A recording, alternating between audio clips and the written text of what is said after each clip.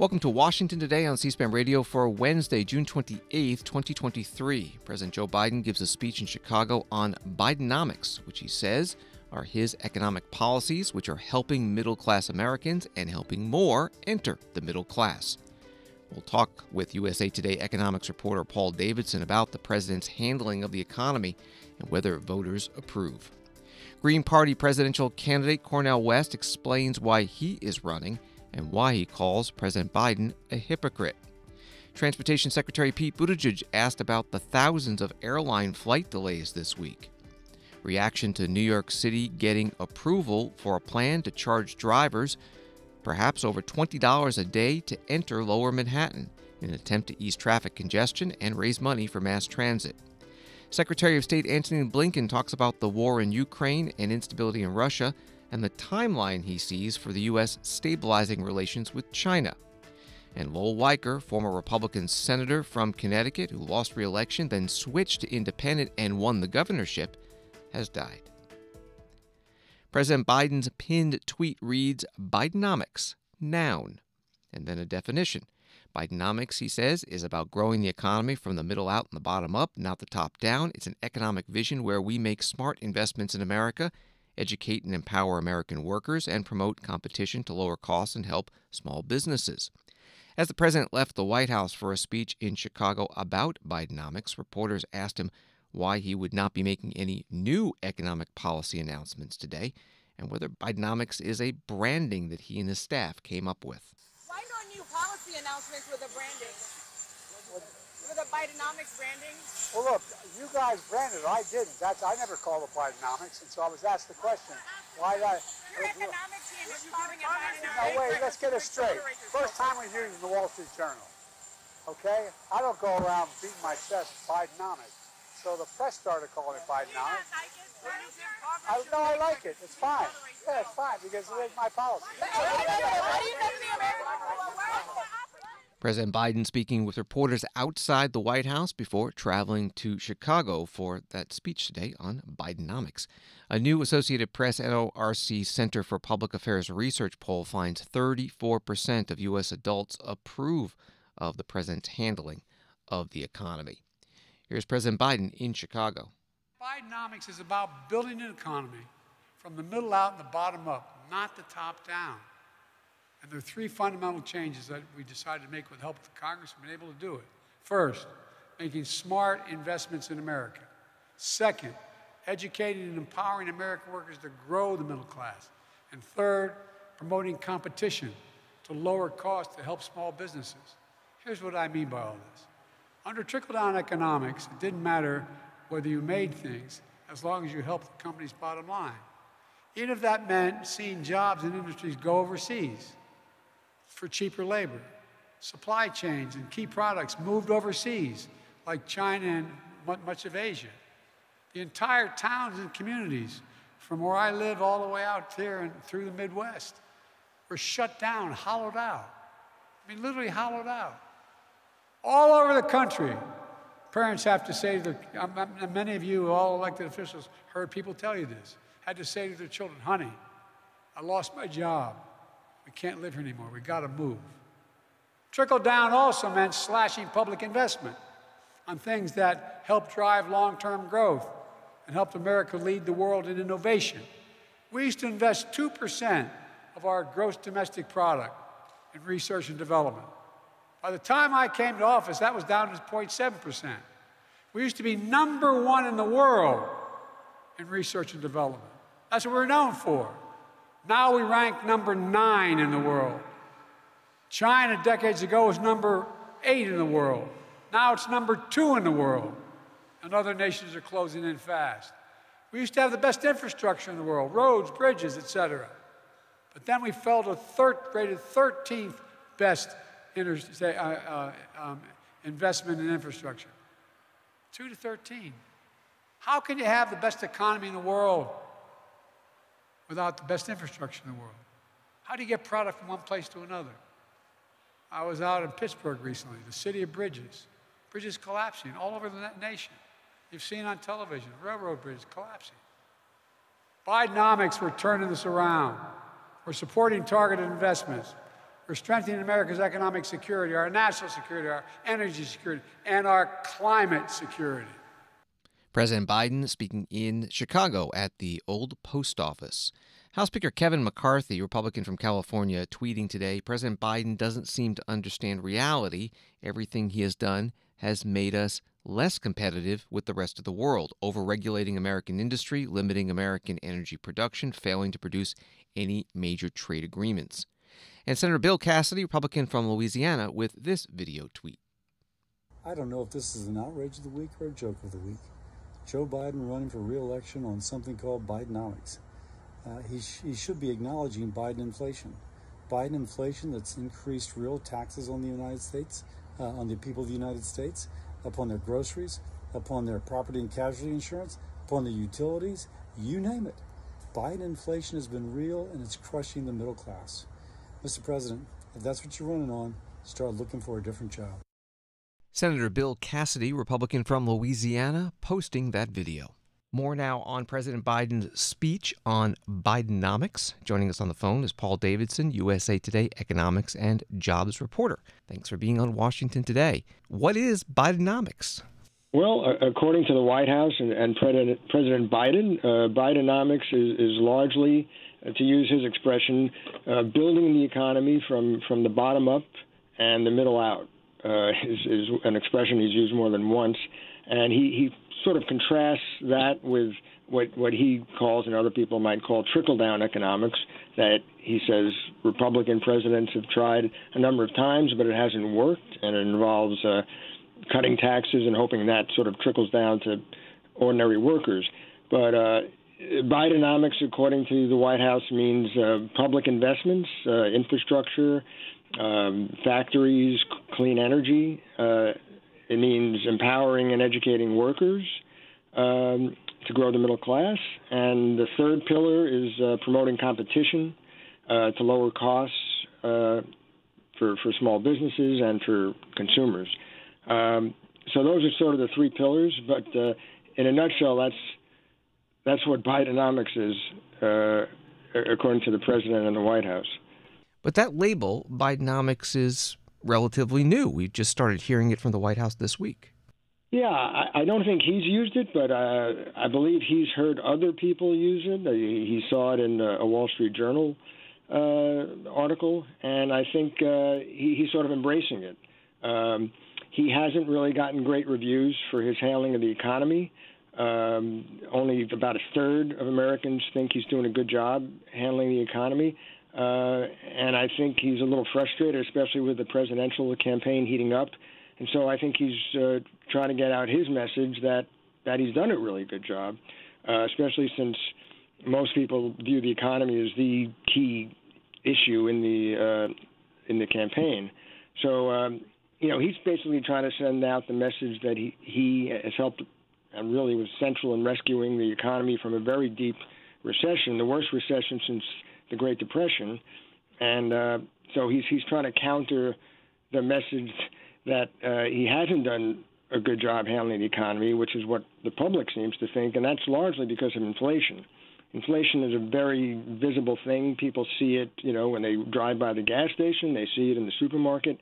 And so he's not in a great position right now in terms of what the public thinks of his handling of the economy. And so he's trying to get out, a much more positive message that he's created jobs and got the economy out of a very bad place during the pandemic. Your paper, USA Today, has taken a look at the claims by the president about the success of his economic policies. What did you find? Certainly his main claim is that we've had a strong recovery, the strongest recovery of any advanced economy from the pandemic recession, and the lowest inflation.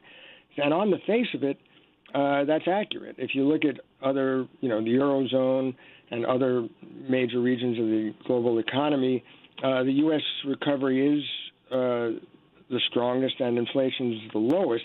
What economists and people might debate is how much credit the president deserves. He says a lot, and the centerpiece of his argument is probably the American Rescue Plan, which was that final stimulus we got that Congress passed in March of 2021. and that pumped another about $2 trillion into the economy. It sent everybody, or most people, another round of stimulus checks for $1,400. It sent businesses, struggling small businesses, more aid. And so, he's pointing to that as a key to getting the economy, giving it that final push to get us out of that recession, which we're already coming out of.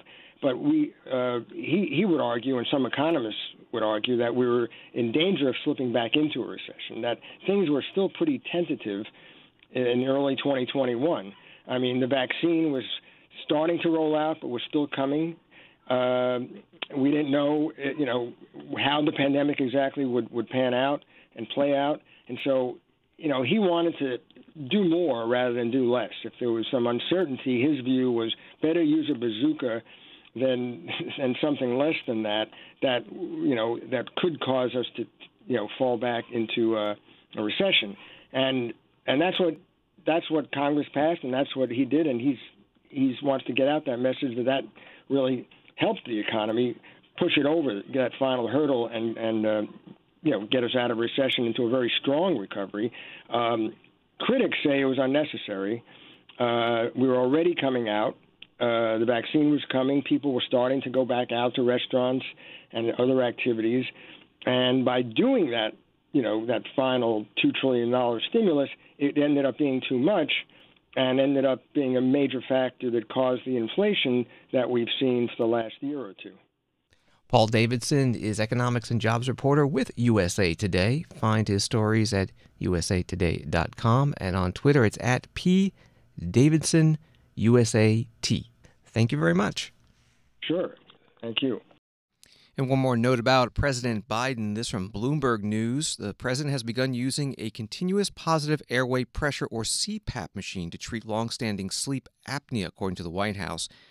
As Biden, 80 years old, departed the White House on Wednesday to give an economic address in Chicago, marks from the CPAP apparatus were apparent on his face. Similar marks could be seen on the president's face Monday during an event at the White House detailing plans to divvy up nearly $42.5 billion to build high-speed internet. That from Bloomberg News. Green Party presidential candidate Cornel West was on C-SPAN's Washington Journal program this morning talking about why he's running, what his platform is, and the challenges facing third-party candidates. Cornel West is a longtime progressive activist, and over his academic career has been a professor or fellow at Harvard, Yale, Princeton, Dartmouth, and Pepperdine universities. I just thought about all the creative, imaginative, courageous fellow citizens that I meet, and how do we end up with the two candidates? Trump on the one hand, Biden on the other. Good God. With Brother Trump, you've got a gangster in the objective sense. I don't hate Brother Trump. I just hate his gangster activity. But he's pushing toward almost a kind of civil war. And with Biden, again, I love the brother, but he's a hypocrite. And he's pushing toward World War III when you talk about what he has to say about China and Russia in the last few years. We can have high quality citizens actually become politicians, but they can't be politicians in the traditional mode, because so many of our politicians are paid off by big money. So many of our politicians are captured by Wall Street and Pentagon and Silicon Valley.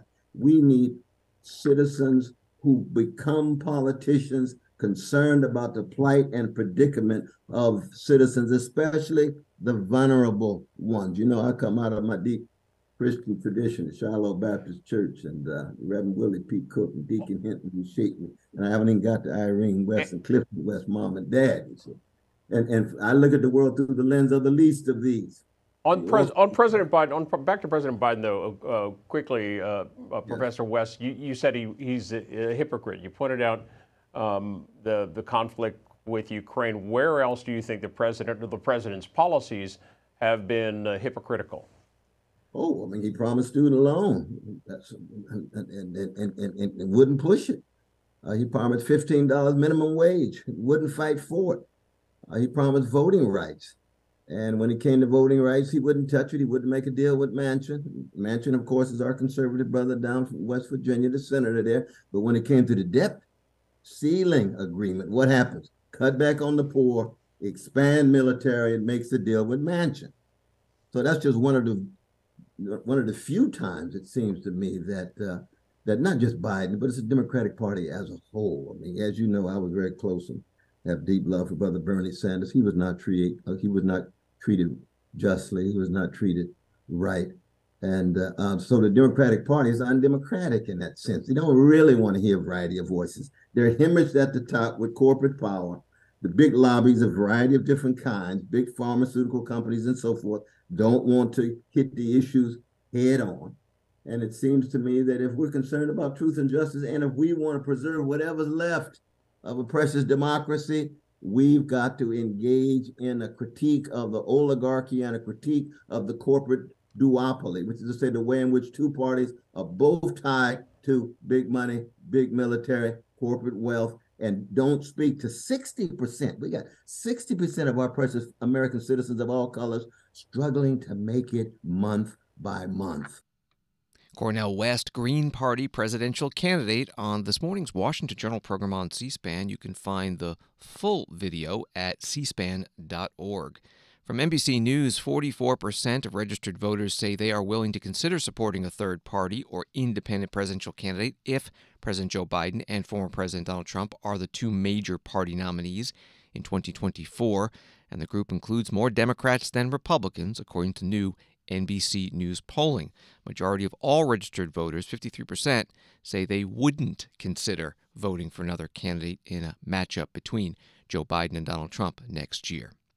Story from Yahoo Finance. Federal Reserve Chair Jerome Powell said Wednesday that there is still a risk of doing too little to bring down inflation, noting that he would not take hiking interest rates at two consecutive policy meetings off the table. Chair Powell reiterated Wednesday at the Central Bank Forum in Sintra, Portugal, that most policymakers expect two more hikes, a point he also made last week while testifying before Congress. That from Yahoo Finance. The moderator of the panel today in Portugal was Sarah Eisen from CNBC. You paused, but you're not calling it a pause, and you're not calling it a skip. So what are we calling it? Well, first of all, Sarah, thank you, and Christine, thanks for hosting us here in Sintra. So what we're calling it is maintaining the level of the federal funds rate at its current level for this meeting. Thank you. Thank you.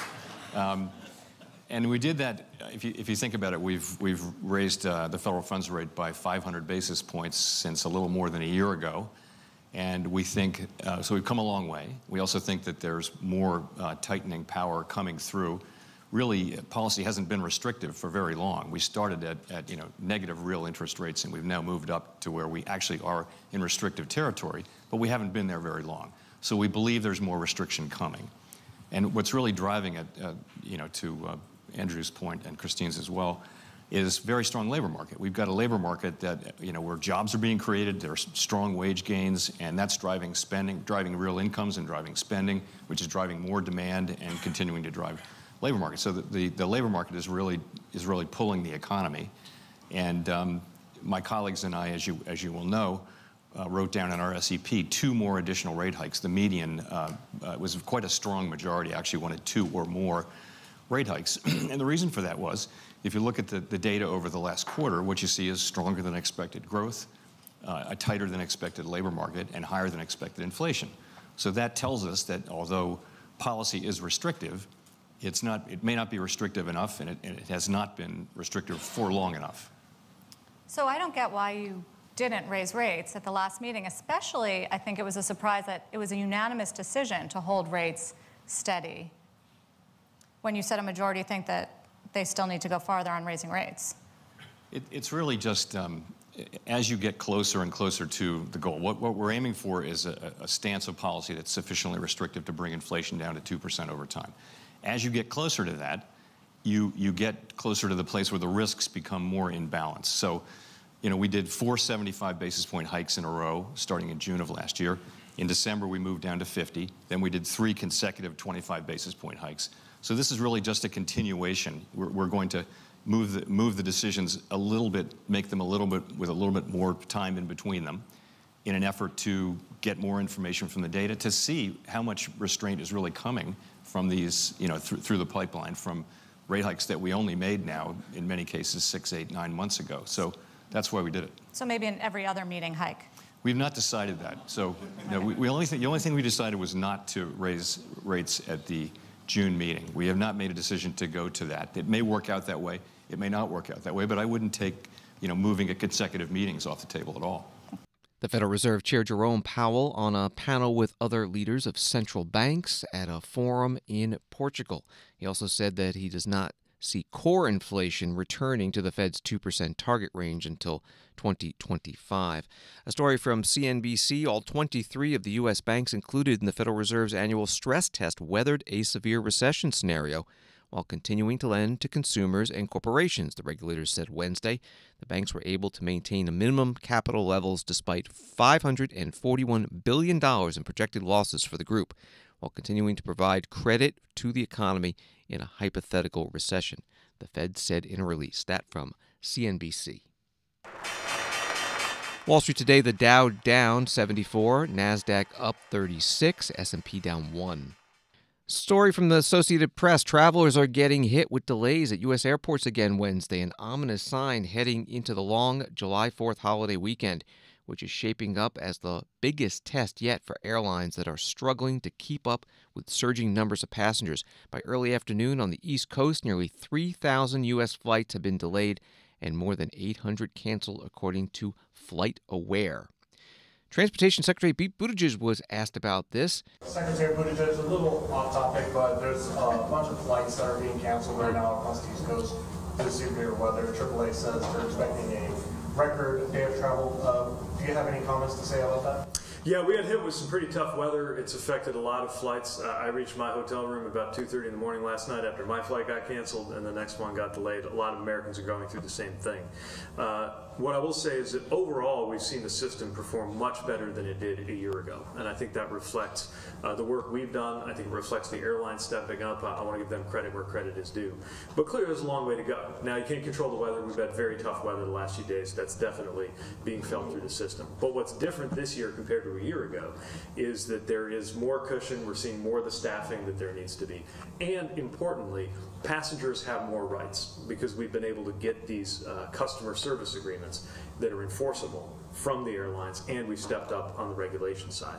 So what that means is you can go, anybody planning a trip, and a lot of Americans are, can go to flightrights.gov and get more information about what you are owed in the event that you get stuck and the airline's responsible, what you can expect in terms of hotels, meals, vouchers, that kind of thing.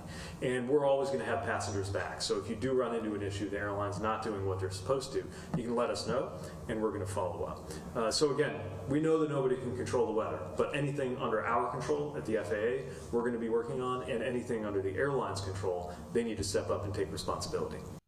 Transportation Secretary Pete Buttigieg at a news conference today in Orangeburg, South Carolina. He was there to announce infrastructure project spending. Reporters taking the opportunity to ask about the airline delays. The FAA expects Thursday to be the busiest travel day of the long 4th of July holiday weekend, with more than 50,000 flights. The Federal Highway Administration, writes USA Today, has approved New York's plan to implement a toll on driving in Midtown Manhattan to combat traffic congestion, the first program of its kind in the United States. Drivers would pay up to $23 to drive through Manhattan south of 60th Street. The specific cost and implementation of the toll have yet to be finalized, but it could be put into place as early as 2024. That from USA Today. Congressman Richie Torres is a Democrat from New York, was part of a news conference in New York City on Tuesday when the approval was announced. Congestion pricing would lead to as much as a 20% reduction in the number of vehicles entering the central business district. Less congestion, less air pollution, fewer greenhouse gas emissions. It would improve public health and combat climate change. It's a win for equity because it will benefit the lowest income communities of color. It's going to benefit our essential workers. During COVID, we saw our essential workers, who primarily use public transit, put their lives at risk during the peak of the pandemic so that the rest of our city and state could safely shelter in place. And we have a moral obligation to ensure that those workers have a reliable and affordable public transit system that enables them to survive and thrive in our city. The MTA is essential to our essential workers who are essential to all of us. And this plan is a benefit not only to the users of public transportation, it benefits all of us because we all benefit from the economic growth that the MTA facilitates. This is a win for environmental justice. It will invest $155 million in EJ communities, particularly in the Bronx, $25 million for green spaces and parks, $20 million for EV charging stations, $20 million for clean trucks, $15 million to replace refrigerated trucks units at the Hunts Point Terminal Market. These trucks are the dirtiest fossil fuels, and replacing them will cut particulate matter pollution by as much as 90% in the Hunts Point area.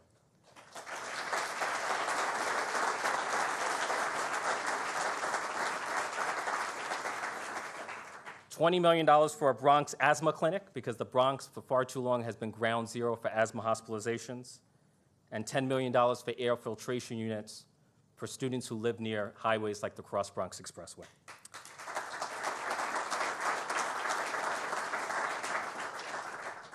Congressman Richie Torres, Democrat from New York, at a news conference in New York City on Tuesday, joined by the governor of New York, Kathy Hochul, also Democrat, and other officials supporting this traffic congestion pricing plan, just given approval by the federal government to be developed and implemented.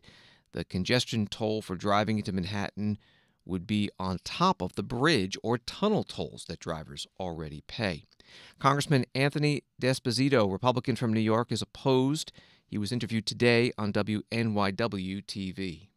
It is really an assault on small business owners. It's an assault on those that are traveling into the city to work and even traveling into the city to enjoy themselves. I mean, it's going to cost more money. We're going to see Main Street shuttered because people that from Long Island who say send 5 or 10 trucks into the city a day. I mean, the amount of money that it's going to cost them extra per week is astronomical. So, I mean, have you figured out the numbers yet? Because the MTA hasn't really released what it's going to charge, right? We're hearing maybe $23, maybe $17. We don't really know the definitive numbers yet. Yeah, I mean, we've spoken to some business owners on Long Island who said, they said they send between 5 and 10 trucks into the city per day, every week, and it would amount to them between $1,500 and $2,000 extra costs a week. And then who pays for it?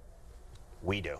And that's really the problem. The last time I was here, we talked about the fact that the MTA on the rails, on the subways, and on the buses were increasing their fares.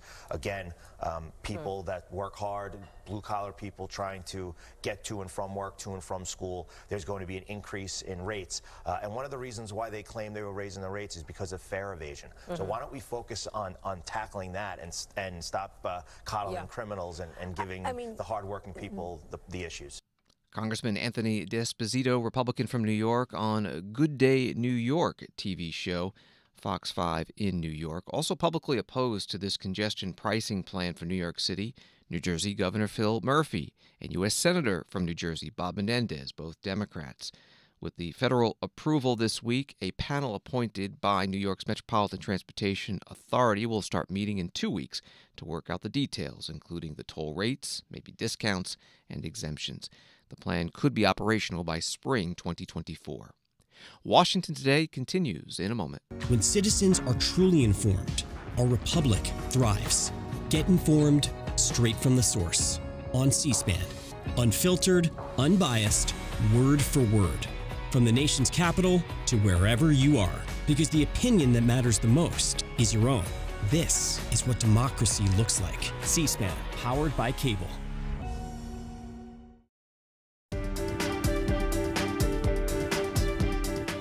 Welcome back to Washington Today, available as a podcast wherever you find your podcasts and on the C-SPAN Now mobile app.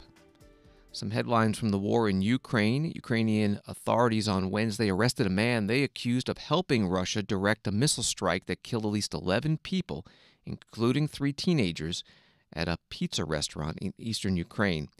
And Ukrainian President Volodymyr Zelensky, on Ukraine's Constitution Day, called on NATO to send Ukraine a clear signal at a summit next month that the country can join the military alliance when the war with Russia ends. And a story from the New York Times, the Kremlin on Wednesday sought to contain the fallout from last weekend's brief uprising that posed the most dramatic challenge to President Vladimir Putin's power in more than 2 decades, even as the Russian leader tried to recast the aborted rebellion as an affirmation of the country's unity. Addressing a New York Times report that a senior Russian general had advanced knowledge of the mutiny, raising the possibility of support for the uprising inside the top ranks of the military, the Kremlin spokesman, Dmitry Peskov, described it as speculations and gossip. But Mr. Peskov's curt response did not deny the Times reporting or include an expression of the Kremlin's confidence in the general. That reporting from the New York Times. U.S. Secretary of State Antony Blinken talking about the fallout from the brief uprising in Russia in an interview today with Richard Haass, president of the Council on Foreign Relations. You said on Sunday that events revealed, quote unquote, real cracks there. So it's a few days later. Is it your and your colleagues' sense that these cracks are widening? Do we know enough? Is it just the opposite? We see these cracks narrowing. What is our sense of what's transpired in the last few days, which way the arrows are going? Well, first, this is a moving picture, and I don't think we've seen the last act. And I think we have to have a certain amount of humility in any predictions we make about where this is going. But I think we can say this, or at least we know this much. First, you know, if you take a step back, it is genuinely extraordinary that we've gone from a place where we were 16 months ago, where you had Russian forces on the outskirts of Kyiv. They thought they would take the city in a matter of days. They thought they would erase Ukraine from the map as an independent country, to a place where we were this weekend, where you had forces moving on Russia's capital, Moscow, mercenaries of Putin's own making. That, in a way, encapsulates the extent to which this aggression against Ukraine has been a failure across the board for Putin. And we see it by virtually every metric. Russia is worse off economically. It's worse off militarily. Its standing in the world has plummeted. It's managed to wean Europe off of Russian energy in the space of a little over a year. It's managed to help NATO become stronger, more united, and bigger. And of course, it's managed to alienate virtually every Ukrainian and also unite Ukraine as never before. This last episode, showing to some extent the internal dimensions of this failure, I think speaks volumes. But I don't want to predict where this is going to go, when it's going to get there. I do know that Putin has a lot of new questions that he has to answer for. In some ways, you're echoing Prigozhin's critique basically of this war. Well, far be it for me to let's keep this in mind. Mr. Prigozhin is, like Mr. Putin, someone who has committed horrific atrocities in Ukraine, in Africa, in Syria. Wherever Wagner goes, death, destruction, exploitation follow. But the fact, Richard, that he directly challenged President Putin, the fact that, as you said, he questioned the very premises that Putin has advanced for the war is significant. But again, how this plays out in Russia, it is ultimately an internal issue for them, and they're going to have to work through it. Secretary of State Antony Blinken interviewed by Richard Haass, president of the Council on Foreign Relations and a former State Department official himself in the George W. Bush administration. The two also discussed U.S. relations with China following the secretary's recent trip to that country, designed to ease tensions that have been rising over many issues the past year, including then U.S. House Speaker Nancy Pelosi's trip to Taiwan and the discovery and shootdown of the Chinese spy balloon over the U.S. What is your definition of success? What is a realistic goal for American foreign policy towards China? There's, at least in the near term, maybe even in the lifetimes of most people in this room, I don't think a clear finish line.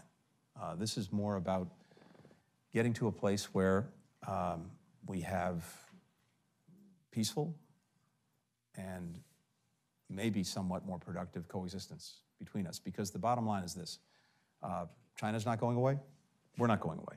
So in the first instance, we have to find a way to coexist and coexist peacefully. We know we're in an intense competition. We talked about the competition to try to shape the post-Cold War era. At the same time, we are determined that that competition not veer into conflict, which would be terrible for everyone involved. And it starts with some basics. It starts with actually building back sustained lines of communication. That was the purpose of the trip I made at the president's behest, to start to build that back. And I think you're going to start to see more engagement in both directions, with senior Chinese officials coming here, senior Americans going there. Second, it is about dealing directly, clearly, candidly, with the profound differences that we have. And at the very least, making sure that there's a greater understanding of where we're coming from, what our intent is, and hopefully learning a little bit more from them about where they're coming from and what their intent is. And then finally, there are areas where, if it's in our mutual interest, we should find ways to cooperate. We talked about that as well. But this is a long-term competition.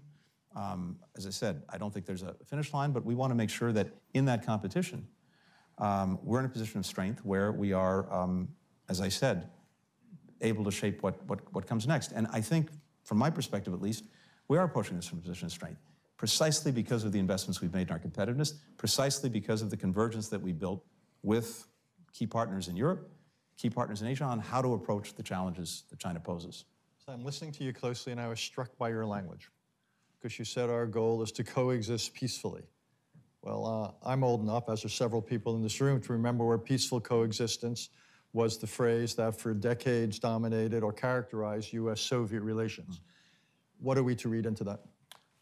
Only that, again, neither of us is going away, so at a minimum, that has to be, I think, the baseline. As I said, we're determined to make sure that in everything that we're doing, the two different worlds that I tried to sketch briefly and what they might look like, the free, open, prosperous, secure world that we're trying to build, a somewhat different and more liberal model that others, including China, are driving toward, that our vision prevails. Secretary of State Antony Blinken with Council on Foreign Relations President and former State Department official Richard Haass. A story from Reuters: China criticized U.S. presidential contender Nikki Haley over her threats to drastically limit Sino-U.S. trade relations, saying those who blamed Beijing for problems would end up on the ash heap of history. Nikki Haley on Tuesday said the U.S. should revoke China's permanent normal trade relations status until it helps stem the flow of fentanyl precursor chemicals. She also pledged to push American companies to leave China. A spokesperson for China's embassy in Washington said pushing American companies to leave China runs counter to economic laws and will ultimately harm everyone's interest. Only those who draw attention by smearing and blame shifting in the election campaign will end up on the ash heap of history.